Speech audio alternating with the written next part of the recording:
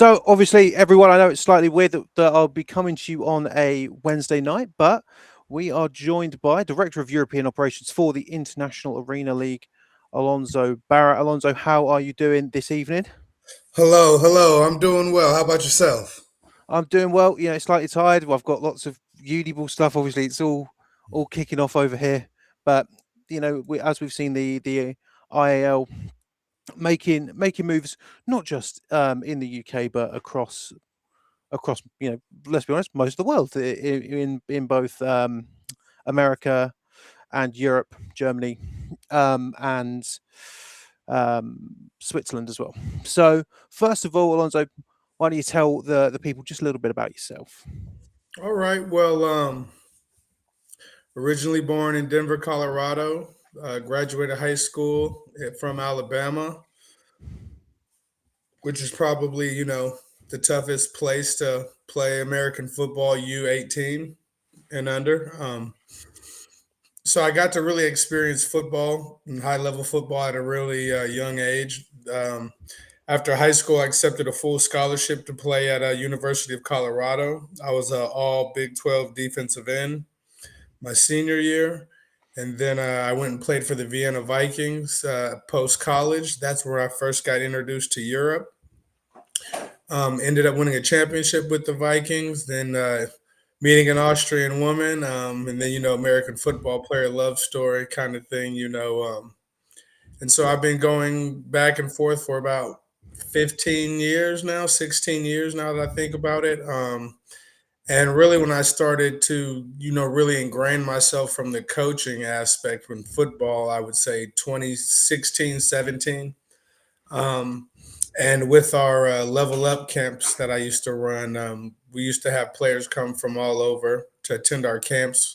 And that allowed me to really meet a lot of the passionate football players of Europe. And, now a lot of them are adults and professional age. And you'll see some of them playing on the game day. And uh, yeah, I've just, football has been really, really good to me. So I've always felt obligated to, give something back to it and grow. And, I believe it's the ultimate sport. So yeah, I've just really, always just known that, if I give back and, give football my all, it always leaves me in a good position. And that's really how we explain where I am right now. So then, following on from that, why the IAL and why what basically attracted you to the Director of European Operations role? Um, so I've always believed the arena model could work out here in general. And then just when I got to speak with Tom and see his vision on it and how he really, has a solid plan and history of, having a model that works, I think, and it still being more of a new thing in Europe that you don't have to overcome as many mental biases that people may have with the game of Hmm. football, and they're more so just open to looking at an entertaining sport. So I'm very excited in that regard. And again, just a lot of things lined up. I knew I could get a lot of good players that they would need. I knew more than anything, I felt like there probably wasn't a better person um, for the position, to be honest. Because I've just, been going in and out of countries and kind of understanding what different guys need and understanding the difference from the American, player side, coach side, culture side, and then how it differs on this side of the water. And um, yeah, I'm a believer in God. So, I have faith that, He really just, put me in this position things that I've experienced through my life have led me here. So yeah. So the way that I'm looking at this Q&A is obviously here at Depth Chart Sports, and very much for my coverage career focusing on British American football, but more so obviously the British American football audience, they they normally are the people who are playing the sport. So it's for me, it's some of the questions and points that people have brought up to me in regards to the IAL, but obviously focusing more so on Glasgow Tartans and the England Eruptors. So also, if anyone does have any questions, put them in the chat, whether you're on YouTube or Instagram. So, I mean, first of all, you did mention the the owner of the league. Um, can you go into detail, like just like who is it, and his, and if you can, his background in arena football? Um, oh, I don't know if we have enough time to talk about his entire background in the arena. He's been around for a while, at least since 2008. I Hmm. can tell you with the Arizona Rattlers. But he's turned around a few leagues, and he's been known as the guy to help teams, figure it out. And instead of helping individual teams, he said, "Why don't we just stop helping teams run the same model and just have a league run a model that works?" And so he's done that. He's extremely passionate about the arena game. He wants it to be the leading sport in the world. And that's what we're working to achieve. We want this to be, the next big thing, and it stays here for a while. So yeah, we're excited about it. He has the vision. He has a very big vision, which I like. I like ambitious projects. That require you to really do things that have never been done before. So I think that was also a major part that got me on board, is just knowing how to do something that no one's ever done before, especially over here in football. Yeah, it's fun. It's very much a fulfilling experience. So I hope that answers Tom. But yeah, just yeah, I mean, I think it's a good answer. So I know that it was spoken about at the initial press conference, but one of the questions I've got is regarding the streaming partner of the IAL. So I know that these games will be streamed, but just in any more detail in regards to that, because yeah, I cannot give you the exact details on that. I know there's some things going on, okay, but just stay in tune for that. So uh, yeah, I can't say anything until I know that's what it is, and they'll make the official release. Just I don't want to speak on something that's not public sure, no problem at all. So the rules for the IAL, are they sort of standardized arena football rules, or are they um, bespoke to this specific league? So we have created the base rule book that we're kind of going from. Now we're making a few amendments and things like that as coaches, GMs, and just making sure we can maintain a high quality game, and that if there's just small things that different leagues have done through the years and that guys are kind of accustomed to, we're just working those things out. But it's gonna be pretty close to the base American arena football and the rule book. Well, I mean, I don't think it's going to be interesting to see like the learning curve for people. Because obviously, like at the trials, it was sort of um, going through obviously the differences between well, British American football and arena football. And I'm curious, to see that, how that's going to actually come to fruition. And, you know, part of me wonders if they can adapt earlier, just because they've had to kind of really focus on learn the game more and not have had so much of as many bad habits to form. Because if you have a guy who's only played 2 years, he doesn't have 18 years of outside football habits and senses, muscle memory going on he has to overcome. So, there's two sides to every coin, I would say. So one of the big ones, obviously, announcing the schedule last week, and fair bit of travel for everyone. Obviously, depending on how large the staff is. Is the league going to subsidise the travel for the players and the staff? I believe so.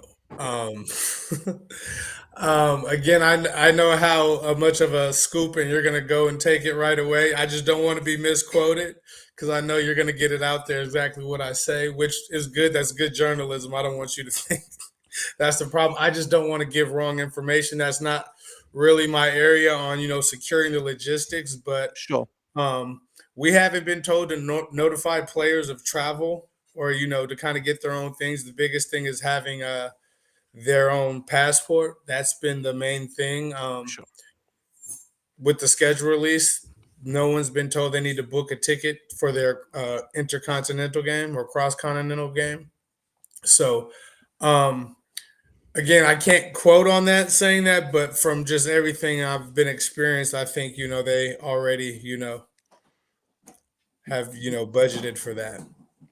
And then I think that sort of following on from that, where I imagine if that's the case in terms of international international medical care, like someone goes over like Glasgow are playing Utah. I forget what week of the season. Let's say someone a Glasgow player gets injured in Utah. What is the sort of protocol for that? If it's been discussed yet? Um, as far as just the insurance or a player having to stay behind because they may have gotten a concussion and can't fly back, that's typically the biggest thing when going on away games and having to fly. Are guys getting concussion and just not having enough time to get back on that return flight. Um, there'll definitely be some things in place for where guys who are playing are insured when they're going across the water, just especially with the healthcare system and everything in America, guys will be able to make sure that they're okay and that they won't get stuck with the $80,000 bill playing in the states. Yeah, I mean, because that was one of the things that Um, I was very yes, much they're worried working on about. different options, and again, I just don't like saying things that aren't true. I know there's options coming out.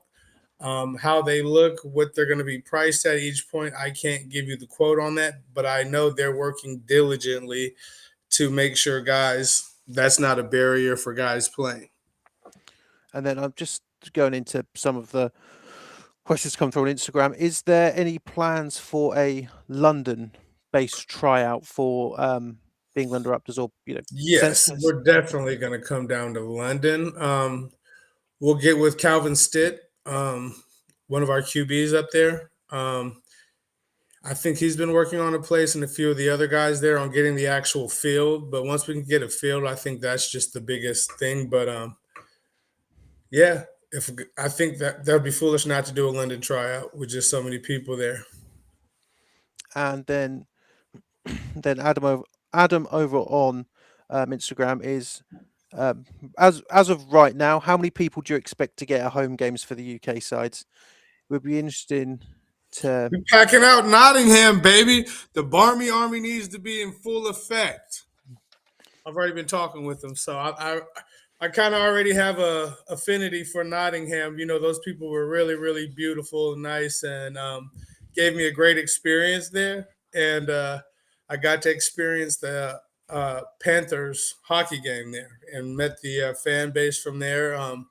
They're excited about arena football coming. I think Nottingham is going to have a natural fan advantage. But no, our goal is to pack out 9,000 people opening day. So again, at the initial press conference, you said about these community events for the team. So obviously, hopefully, bring some more people in. When do you see those community events start and take shape? I mean, I would like to start Super Bowl in some kind of way. It's just going to be a matter of logistics, seeing when guys can get to Nottingham. But any guy that's signed right now is encouraged to already start connecting with people, talking about the league and connecting. But I think March is when we'll be kicking off the Friday Night Lights events that families and the community can come check us out in person. We can explain the game. Kids can kind of do a few football drills, try on some pads, tackle a tackling dummy, and just yeah, enjoy it. We'll have some music, some food, and just have a family reunion type of environment and vibe. Okay, this one's very much a minutiae question. Is there anything that you've got that will be tracking stats throughout games? I believe, like when you say like, are we using a certain system? Are we just going to keep stats or? Just generally, like, is there will stats be available for people to have a look at post game? Yeah, I've never met a coach who didn't want to know the stats on everything. Sure. Uh, Yeah, that makes yes, sense. yes, I believe so. That um, I think that too many people care about the stats, and it's just another way for fans to engage as well. So no, I'm quite confident we're going to be tracking stats and showing the leaders and highlighting guys that are really standing out in the league.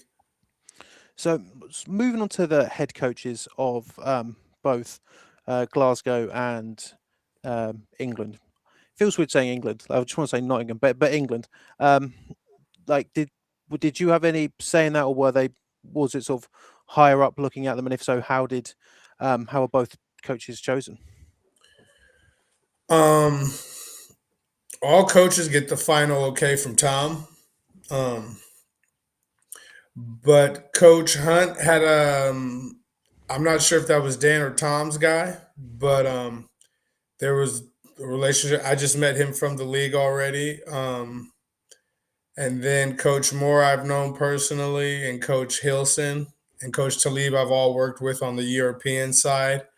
Um, and when I was brought on, they just told me to put a list together of guys that I think fit the criteria of coaching in Europe, having arena football experience, and just so happens that I knew some really good guys and coaches that coach for the right reasons, because that may not always be the case. So I know they really love football, love people, and love the game. So I think when you really fit those two criterias, you can really take care of a lot of the other stuff. So I'm excited about what they bring. I know they're all football junkies as well, so they've been getting caught up, teaching their players more and more, and hosting virtual meetings as well to get guys caught up. So they're really embracing the challenge and the opportunity that's ahead to really, make a statement and, make some pretty good money playing something we all love to do.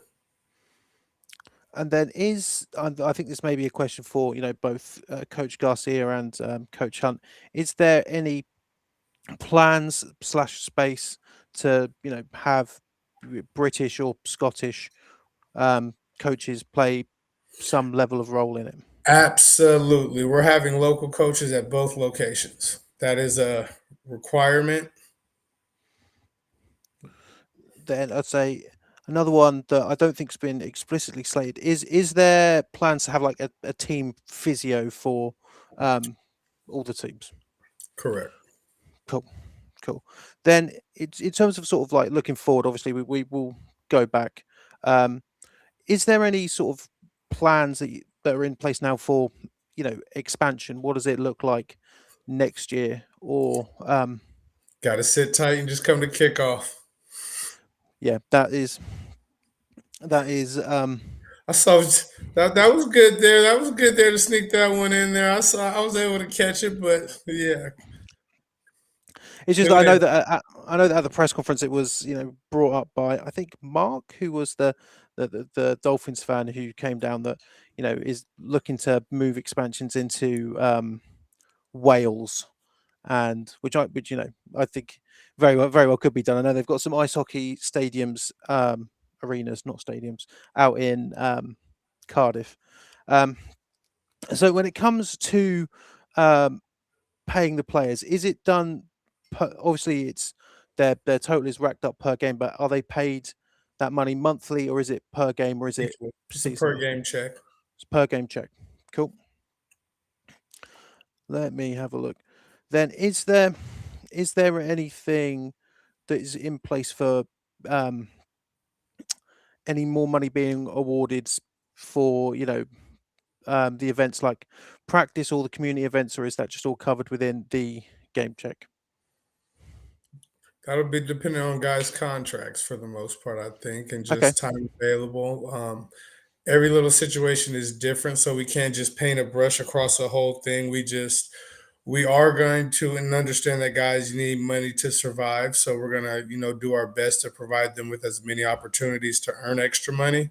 That's promoting the league and the franchises. So that's definitely one of our priorities. But just how that looks with each player could be different in each franchise as well, just because you may have different opportunities available or not available. Then obviously, like expanding into these different countries with their own domestic leagues and governing bodies, is there anything from the IAL to reach out to these um, domestic leagues and try and get some um, either just communication going with them? What would the communication serve to do? It's a it's a good question, but it's just be like we're here and Are you we're asking, are we going to check in with the leagues over here already? That's what that question. that, I That mean was a that polite way to ask, are we going to check in? basically, yeah. Don't get me wrong. I do understand that it's a case of you don't have to, of course, Our press conference was our check in. understandable. Um, Let me have another look again. People, Now, please. again, that's just me saying that Yep. Tom may want to talk to somebody again. That's not my MO. I'm here to make our league the best. I'm focused on our league. But our league is going to be successful regardless of what any of those other guys are doing. It really just comes down to us executing what we believe in, and we'll be fine. So, if they want to come join and see what we look like and see what we're doing, more than welcome. But our success isn't dictated on any other, leagues or, associations. So, with referees, is there has been any communication in getting you know American football referees who are already Yes. about in Europe? So we have a few American arena referees lined up that will be coaching the entire league referees. That will include some European side guys as well, getting trained up in the arena version so they can call games as well. So, obviously, when it comes to international travel, obviously mainly to the United States and United States, well, the Pan Atlantic travel, is the league taking care of the visas and sort of the travel situation there as well, not just the actual cost of the travel? Yeah, As far as like the players being able to play the games over there and everything like that, you mean? yeah, And because pay for it? like obviously like we've seen some in European football and even some other leagues that sometimes they're not on work visas. Let's say it like They that. gotta go take it. They gotta go take a weekend trip to Croatia. You mean? Yeah, like I've We're seen not it. doing Yeah. that. We're Okay, not cool. doing that. But yeah, no weekend trips to Croatia. Yeah, I've seen some. I know that I commentated the Barcelona Dragons game after all some of the Americans left, and then through the pipeline it was they weren't on the Mhm. proper visas.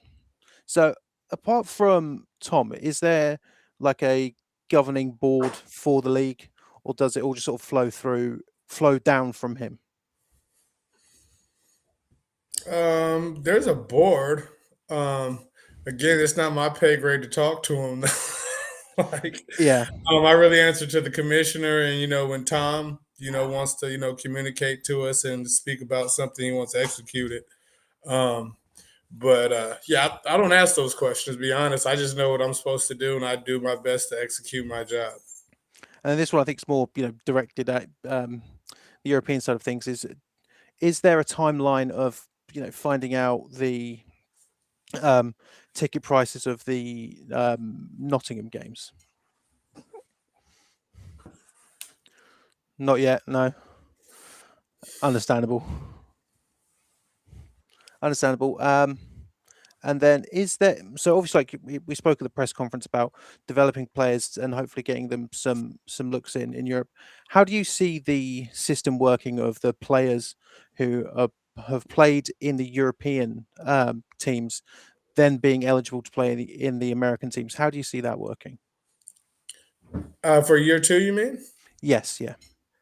I think that'll be, the guys who are playing with us this year, they'll have, postseason, they'll have 9 months for the process and, they'll put in the work as an employee, with the league um, there have been a few guys who have been wanting to go over this year, but again, we think it's very important that European guys can show that the quality is just as good, and we really want to highlight and show that. But year two, I think you'll see a lot more guys going back and forth, and it being a little bit more ingrained. But again, the heart of everything is the local market, the people. We want homegrown talent to really be the lifeblood of each team. And everywhere it really has the opportunity to be that. Some are just a different way you have to approach it, but I think there's enough talent in Europe and in the UK to be good. Um, But then, sort of on the opposite side of the spectrum to that, do you think that there is, a world in which, probably within year two, that we have Americans coming out and playing for the European teams? for sure. Um, and again, I think the more success we have and can secure what we're doing, then the more franchises will have that ability. But again, I know the spirit of the league isn't to just have a bunch of American players playing in Europe. We really want to highlight European football and the local scenes in each place. So that's the main central thought and thing we want to always center ourselves back to is really developing homegrown talent and highlighting homegrown talent, I should say. And I know that we spoke again. I'm going back to the press conference, but is there is there a definitive training facility that has been sorted out? Obviously, you don't have to say where, but is there one that has been sort of locked down? There's a few in the running. Um, yeah, there's a few in the running, so we're confident we can have a space. It's just making a choice on the one that's probably going to give us the best deal at this point. But we have facilities that can give us what we need for the arena look. So that's not a problem now. It's just can we be happy with the price we're going to have to pay? So with Arena League being, realistically new, I'm obviously I believe that there are people within who are massive American football fans who are well aware of what Arena League is, but to the general populace, how do you look to win them over? As that's where the bulk of the audience is likely to come from. Authentic connections. Um, the guys we're recruiting in this league and we're bringing in, we're being very, conscious and intentional about them, wanting to be out in the community, connecting with the kids, introducing first time football players to football. Like, finding a 6-year-old kid and being able to connect with them to where he wants to go see you play in a game. And what I've really learned and loved about Europe is when you can connect with people over here authentically. It's not so much about the actual game you're playing, but it's about they just want to support somebody that they care about and had an authentic connection with. So I think just the better we are at connecting with the community, we'll be fine. I know whenever I've done something or an event, just having that same mindset and mantra leads to good experiences, good people, and the people that really, believe and want the thing to, be at its best. So obviously, with playing indoors, you've got to you can't play on what the Nottingham Panthers play on. So like, is there so basically how will that be facilitated to get turf into the motor point? I know they have a crew. The actual how, what turf quality is, and all, I don't know, but I know they have a crew, and I know they have to do practice runs before actual Right. game day, so they can, set it up and break it down under a certain time frame. But the actual inner workings of how that gets done, I couldn't tell you. Besides, they're replacing stuff and putting stuff in there and taking it out, but So with that, people do please continue to put questions in the YouTube and Instagram. So, what do you think is the most exciting part about arena football that can connect with the fans on the field? what's the funnest part to I connect mean, I mean, like in with? terms of the differences between regular football and arena football. Um, it's much more intimate of a football experience. Like, some people are going to be dodging footballs, get hit by footballs. Players are going to be flying into the stands. When they score, they're right there. At a lot of stadiums, you have the running track, separating. So, you just can't really be up there. Whereas, if you have some fans that want to heckle you, you're going to hear it loud and clear when you take your helmet off. They're going to know exactly how you look. So you're easier to identify post game.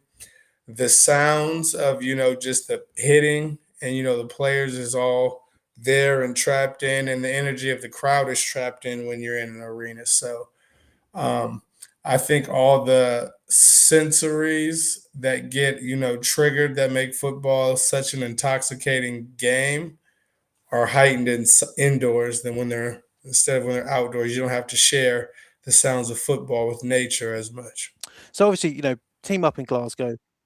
Oh, I got to make a whole new album, The Sounds of Football. That sounds pretty beautiful right there. So obviously, with Glasgow having their own team, will will their tryouts be specifically in Scotland, or will there be some level of sharing between the eruptors? Yes, now definitely if guys like say there's a guy who's from Scotland but just so happens to be living in Zurich and wants to try out for his home team, he can go to the Zurich tryout, get on the radar, and that coach will still forward his information to the other coaches. Like, coaches want to win, but they also understand they want to win, against quality opponents. Nobody wants a walk in the park over here. So we're all working together to make sure guys can, have the most competitive teams possible, and then may the best man win.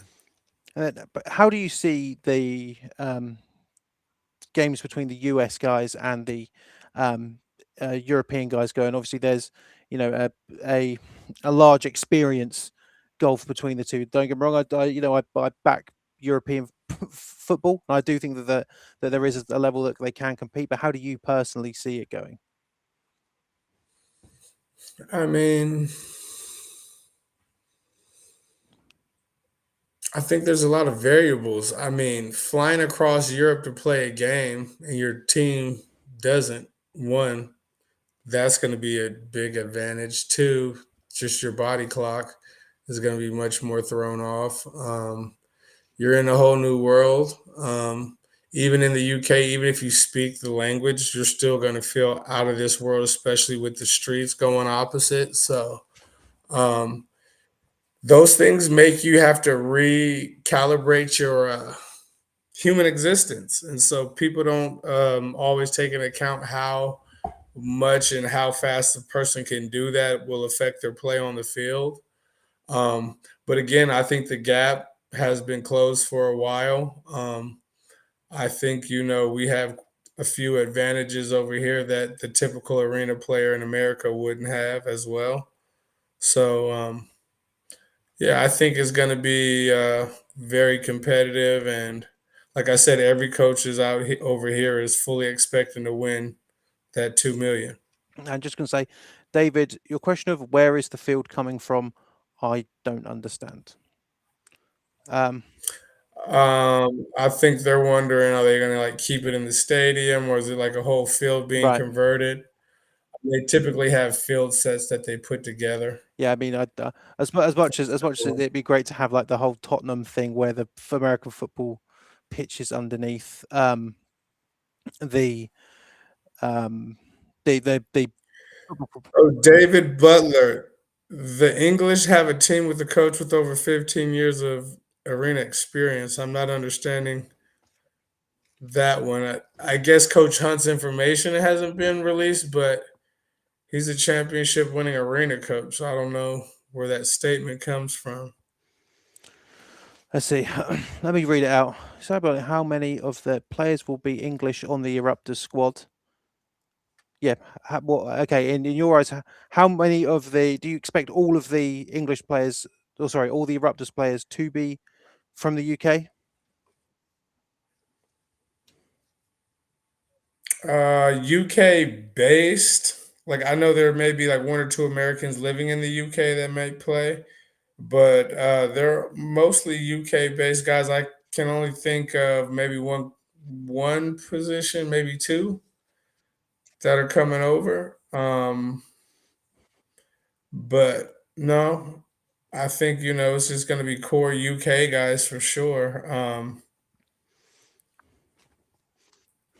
I'm very interested in the Glasgow team and some of the diamonds in the rough because Glasgow is a sneaky place where you can find some good athletes and some guys who have been playing, but just maybe haven't been playing for the biggest clubs. So you got quite a few little peaks and crevices you can grab some good players from that just nobody's heard about too much. So it's one of those places that have a lot of sleepers, I guess would be the proper word.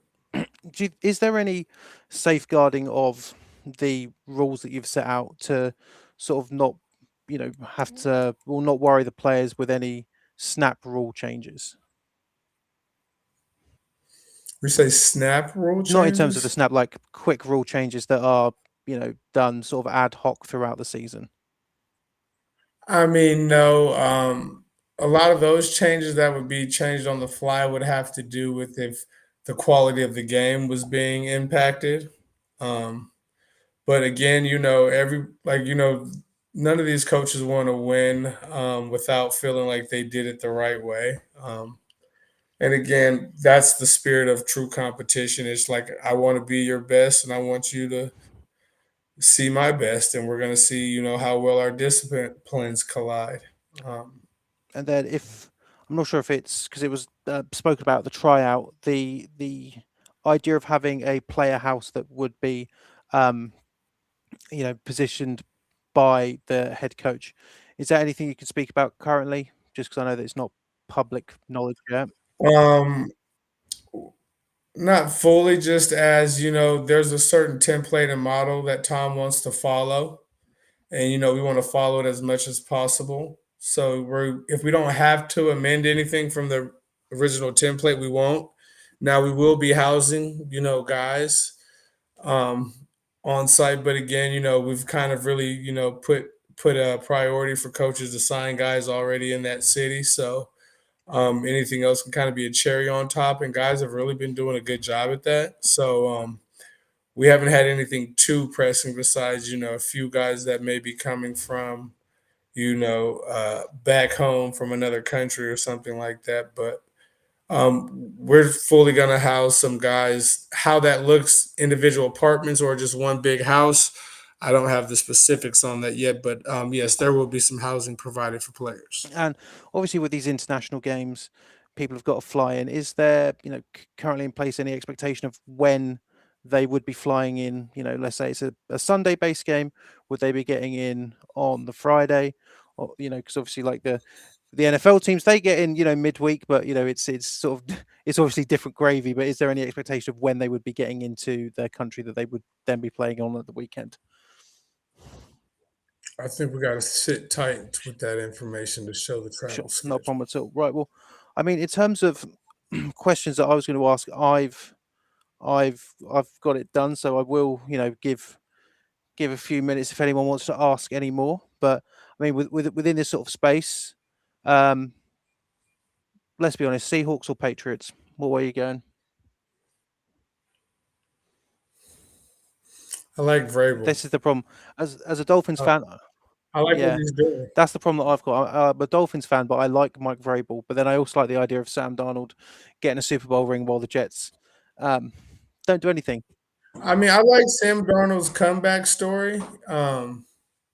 I guess Seattle's turning into the redemption franchise for quarterbacks. But I've always had a bias against USC quarterbacks, so I might not be a good evaluator. But no, I like what Vrabel's doing. I haven't watched that many Seattle games to even tell you how they look, but I just like the pedigree and the culture that I know Vrabel brings to football, and I think he geared his team to win this moment. Not to say Seattle's coaches did neither, but um, I'm also a former linebacker too. So again, it might just be my subconscious. Go with the LV. But no, I'd say Patriots. What about you? I think Seahawks, but that's Yeah. And what gives you what makes you go that Patriots direction? been in too many close games for me personally, and while Seahawks sort of um, They lost too many close games or been in too many too close many, they've been games. in too many close games. Um, They just been in too many. How many of those close games did they win and lose? No, they What's won the them. They won the majority of them, of course, but so they can win close games and that makes you nervous? yeah, I just don't like. Well, this is it now. Now, then it goes back to swinging back to me not liking the not liking the Patriots. How do they? Who has the better I think defense? the Seahawks. What do the stats say? This is it. Is when the Dolphins were eliminated, my brain sort of switches off, and I have to go into You said yes. Stop. yeah, mate, Stats stop counting once the Dolphins ran out of playoff yeah. contention. So the stats stopped at about week 7. It feels like, um, Yeah, right. but Miami is a hard place to have for them to win football games, and it has nothing to do with football. You know why Miami will never be consistently Go on. good? There's no better place to be in America than Miami South Beach if you're a rich man. Yeah. It's too much fun year round. Everybody comes to visit you the whole year to have a good time. And you got all the access to all the fun all the time. So just Can't focus. one that I've got um, is there anything within the IAL for like a name, image, and likeness for getting people promotion stuff, um, or anything like that? Uh, Now when you say name, image, and likeness, can you be more specific? Like, are we going to brand them and then own their brand? Because, the name, image, and likeness is more so was created because the NCAA made it illegal for us to use our name, image, and likeness. I don't think there's a European rule like that. So you have to understand NIL was created because there was an antitrust law that was broken to begin with, that they should have never had the ability to do that. So we should have always had the power over our name, image, and likeness. But first day of college football, they give you a bunch of forms to sign away your rights. but like, is there an expectation to like have players be part of the promotional material for the league? For sure. For sure. And again, I'm just waiting on Instagram to see if there is anything. Mm-mm. I don't like dead air, but I'm trying to do. I've got too many screens in my face currently. It's all good. It's one of things where I can't. Again, it's I can't see any.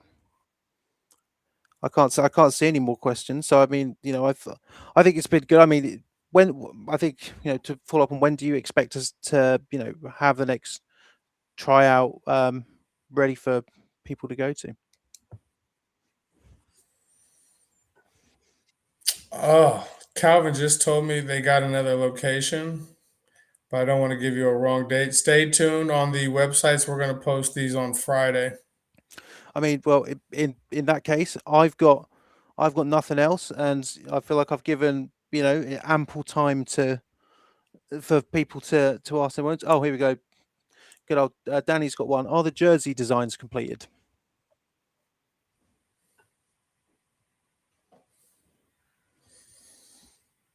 I think they're either being shipped over in process. I'm not exactly sure. That's not my area of expertise.